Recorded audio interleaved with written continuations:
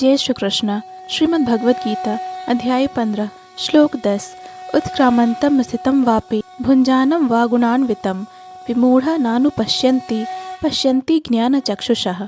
इस श्लोक में भगवान श्री कृष्ण कहते हैं कि मूर्ख न तो समझ पाते हैं कि जीव किस प्रकार अपना शरीर त्याग सकता है, न ही वे यह समझ पाते हैं कि प्रकृति के गुणों के अधीन वह किस तरह के शरीर का भोग करता है। लेकिन जिसकी आंखें ज्ञान में प्रशिक्षित होती हैं वह यह सब देख सकता है। अर्थात ज्ञान चक्षुषा शब्द अत्यंत महत्वपूर्ण है।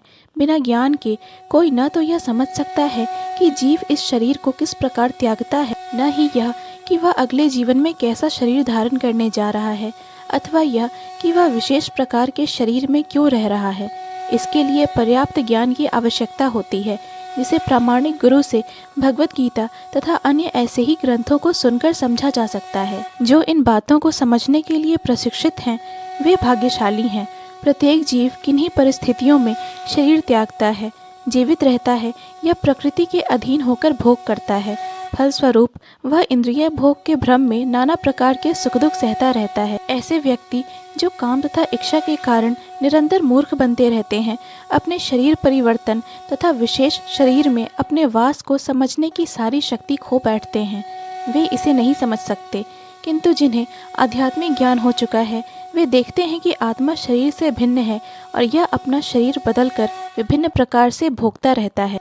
ऐसे ज्ञान से युक्त व्यक्ति समझ सकता है कि इस संसार में बद्ध जीव किस प्रकार कष्ट भोग रहे हैं। अतएव जो लोग कृष्ण भावनामृत में अत्यधिक आगे बढ़े हुए हैं वे इस ज्ञान को सामान्य लोगों तक पहुंचाने में प्रयत्नशील रहते हैं, क्योंकि उनका बद्ध जीवन अत्यंत कष्टप्रद रहता है। उन्हें इसमें से निकलकर कृष्ण भावना भावित होकर आध्यात्मिक लोक में जाने के लिए अपने को मुक्त करना चाहिए। जय श्री कृष्ण। पूर्ण भगवत गीता के श्लोकों को सुनने और समझने के लिए कृपया इस चैनल को सब्सक्राइब करें। वीडियो पसंद आया हो तो लाइक और शेयर करें।